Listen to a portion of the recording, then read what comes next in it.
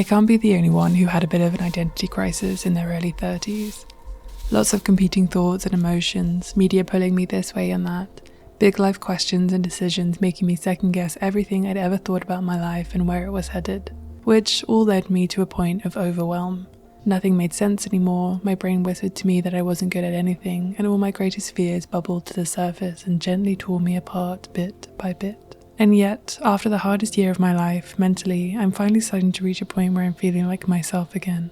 And, dare I say, with a new sense of joy and gratitude for simply being.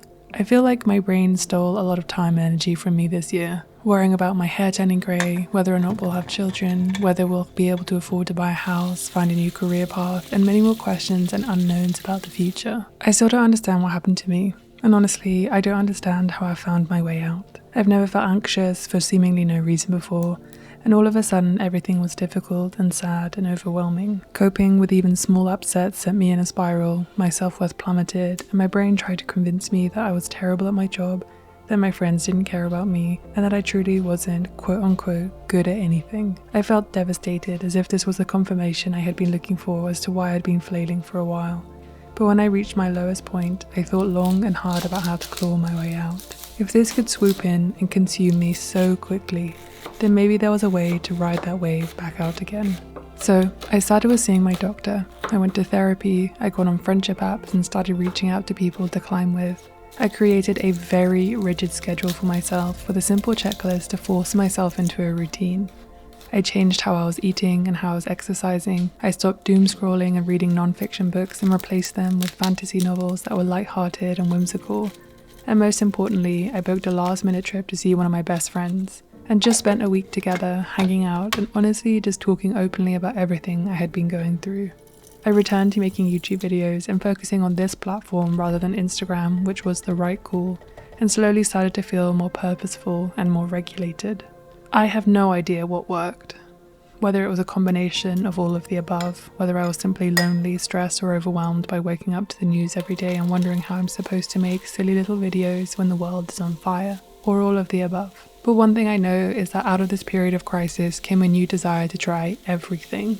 To stop putting things on the back burner and find the time to learn French and stick to it. Learn how to draw and play guitar. Get up at 3 a.m. to go for that bucket list hike that had been on my radar for years. To fall headfirst into my community here in Denver and expand my circle as wide as possible. This led me to creating a personal curriculum for the autumn and winter. And I'm a couple weeks in. I'm trying my best to take care of myself this winter, and I think hobbies are proving themselves to be such a fundamental tool in this next season. I just turned 34.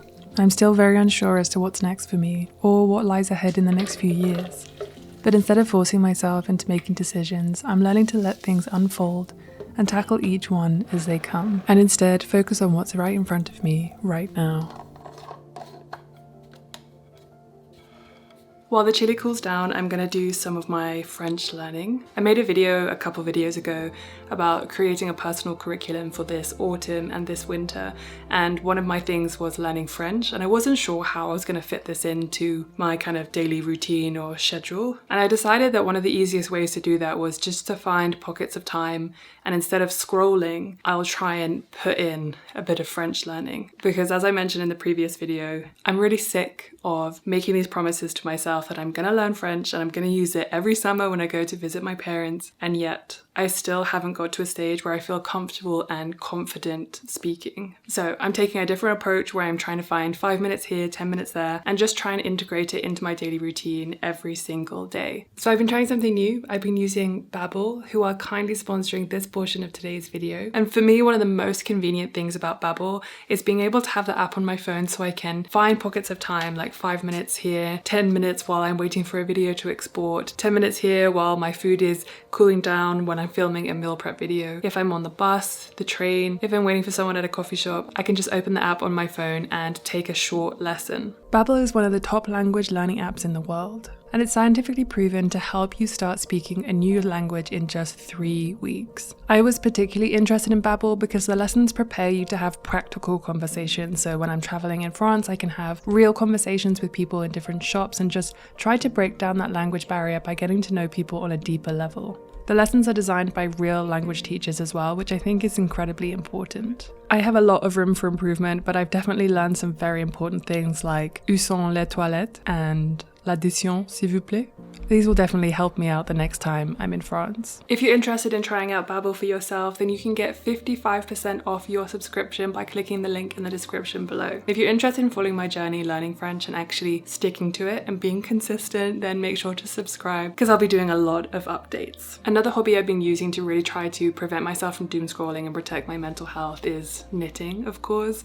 So I thought I would give you a little update on all the projects I'm working on, and if you haven't heard of my knitting series, how that's going too. I have started so many different projects before finishing this one, simply because sewing down the double hem, I think it's one of my least favorite things that I have done in knitting. Bearing in mind, I love a double folded collar and I'm always happy to go and do that. But this has been so laborious that I am not going to be doing this for the cuffs on the shoulders or the sleeves because it is just so unenjoyable. But I'm making myself do it so that I can finally finish this t-shirt, and then I'll finish another whip that I have that's a summer one, as honestly I don't know how much longer I'm going to be able to wear them for. But I've been making this up for a while. I'm very excited that it's going to be a really nice slouchy tee. I'm just worried that this hem is going to look really bad because when I don't enjoy things, I don't give it as much care and love that it deserves. Okay, I finally finished sewing down the double hem on this t-shirt. This is tee number 1 by My Favorite Things Knitwear, and I'm slightly worried that it's actually going to be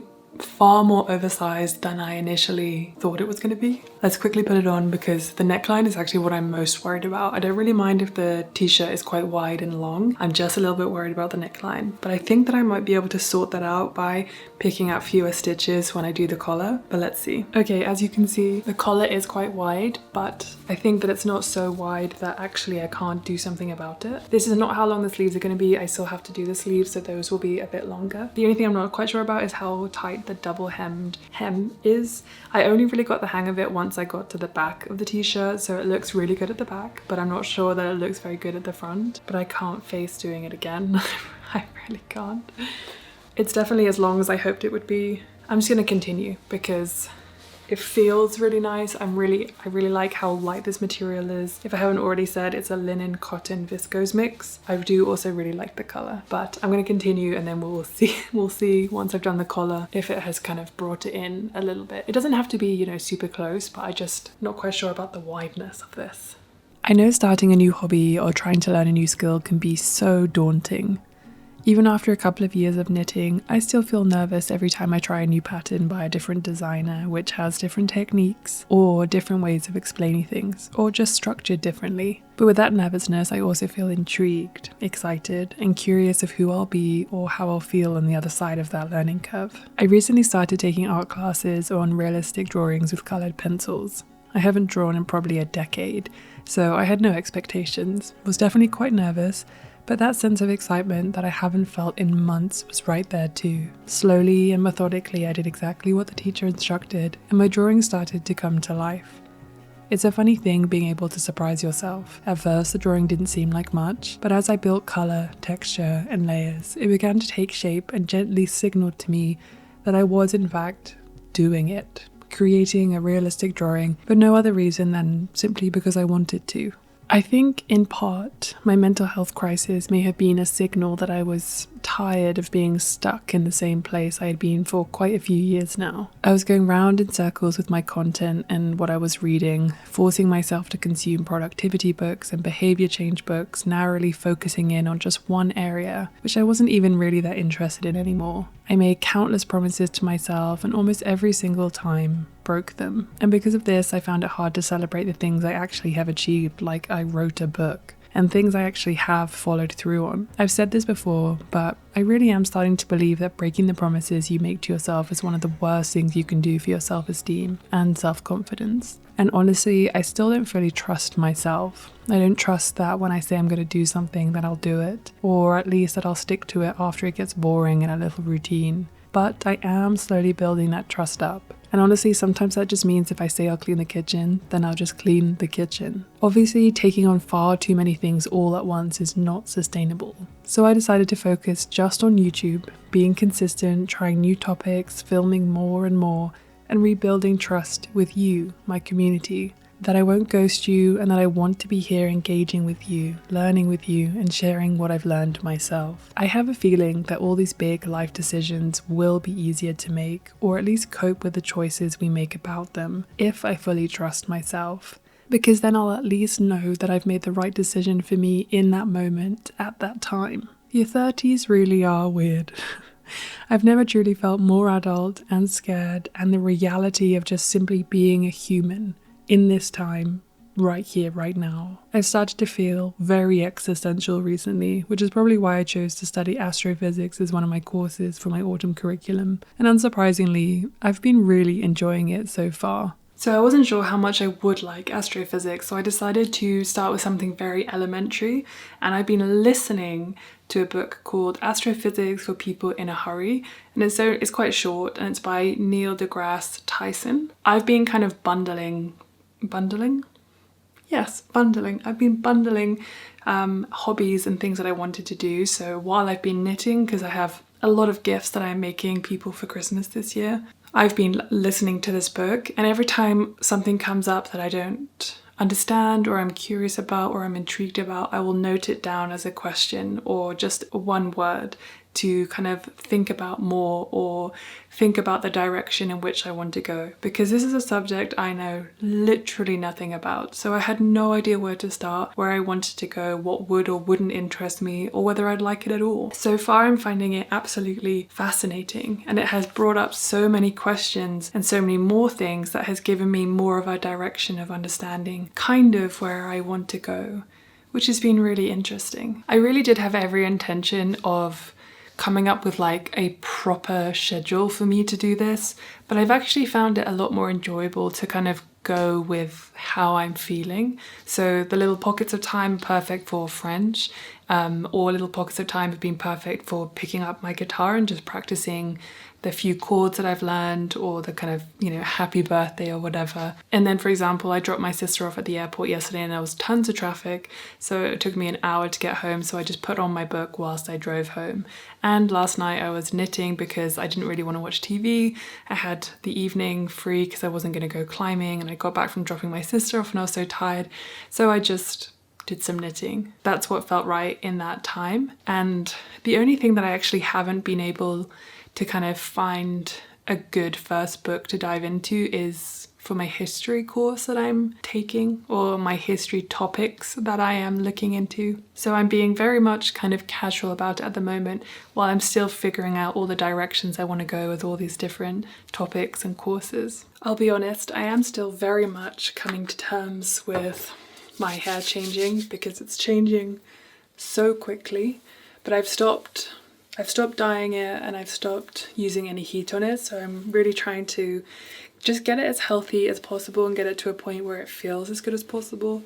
But it did make me think, like, I don't know, this conversation around whether you should or shouldn't dye your hair is really interesting, because I don't think there's anything wrong with dyeing your hair. If you want to dye your hair, dye your hair. You shouldn't have to, not dye your hair because you should age exactly how you're supposed to or whatever. I think for me, one of the biggest things is I can't be bothered with the upkeep, and I'm worried that one day I will suddenly let it grow out and it will be even more overwhelming, because it will just suddenly all be so white, and that will be harder to deal with than simply allowing it to come out as it is now. But I mean, I change my mind all the time. At the moment, I'm just really trying to get my hair healthy, because I've had some issues with some thinning here, so I'm really trying to just make it as healthy as possible, and so not dyeing it or using heat, and yeah, just putting oil in my hair and doing all the things you're supposed to do. I think at the end of the day, I'm still figuring out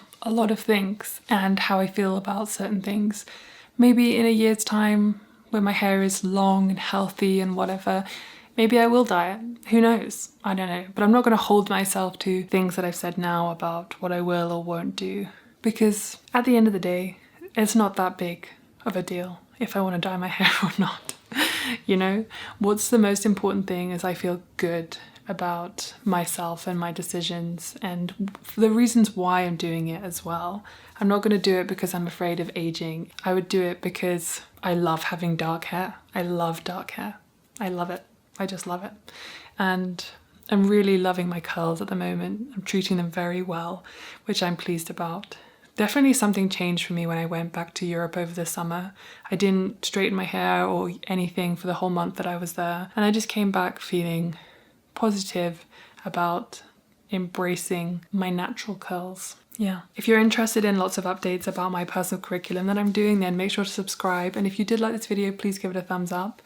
I would love to hear your thoughts about how you're experiencing life at the moment, or if you're in your 30s, or if you're almost in your 30s and there are things that you are worried about.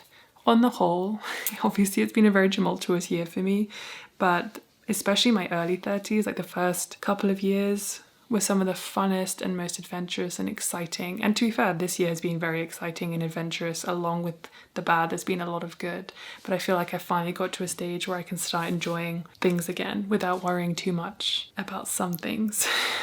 But yeah, this is lots of thoughts and lots of feelings. Haven't really made any decisions about anything yet. Still thinking things over, but just not pressurizing myself at all. Yeah, anyway, hope you liked this video and I'll see you on the next one. Okay, bye.